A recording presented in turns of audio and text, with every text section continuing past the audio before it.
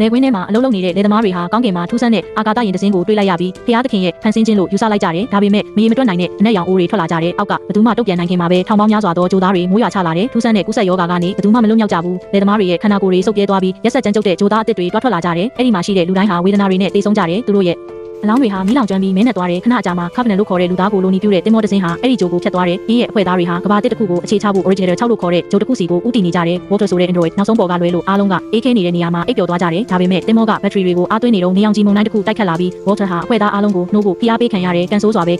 အတင်ရဲ့အိယာခင်းပျက်စီးသွားပြီးသူမီးလောင်တေဆုံးသွားတယ်ပျက်စီးမှုထင်းချုပ်ရေးလုပ်နေစဉ်မှာသူတို့ဟာထူးဆန်းတဲ့အချက်ပြမှုတစ်ခုကိုလက်ခံရရှိခဲ့တယ်တကယ်တော့လူသားတစ်ချင်းဆိုတန်ပါတွေကအနီးနားကဂျိုတစ်ခုကိုခြေရာခံတယ်အဲ့ဒီဂျိုဟာကဘာနဲ့တပုံစံလေးဖြစ်ပြီး original 6ထပ်ပိုကောင်းပြီးပိုနီးတယ်ဒါကြောင့်သူတို့ဟာအစီအစဉ်ကိုဖျက်သိမ်းပြီးအဲ့ဒီကိုဥတီသွားကြတယ်သူတို့ဟာစင်သက်ရင်ငယ်လေးတစ်စင်းကိုမျက်နှာပြင်ပေါ်ကိုယူဆောင်သွားပြီးလူသားတွေစိုက်ပျိုးထားတဲ့ဂျုံတွေကိုတွေ့ရှိပေမဲ့နှစ်တကောင်ဒါမှမဟုတ်တရိတ်ဆန်တကောင်မှမတွေ့ရဘူးအချက်ပြမှုနောက်ကိုလိုက်ပြီးတဲ့နောက်သူတို့ဟာပြက်နေတဲ့တင်မောတစ်စင်းစီရောက်သွားပြီးတင်မောသားတစ်ယောက်ရဲ့ခြေထောက်ကထူးဆန်းတဲ့ပင်တွေပေါ်ကျရောက်သွားပါတယ်အဲ့ဒီပင်တွေကနေအနက်ရောင်အမှုန်မွှားတွေကသူ့ခန္ဓာကိုယ်ထဲကိုပြုတ်ကျသွားပါတယ်မကြခင်မှာပဲသူဖျားနာသွားပြီးရက်ဆက်ကြမ်းကြုတ်တဲ့ကြိုးသားတစ်ယောက်ကသူ့ကိုဆွဲထုတ်ပြီးကျန်တဲ့သူတွေကိုလည်းတိုက်ခိုက်ပါတယ်ရှုပ်ထွေးမှုနဲ့တနက်ပစ်ခတ်မှုတွေကြားမှာသူတို့ရဲ့စင်သက်ရင်ဟာလုံးဝပျက်စီးသွား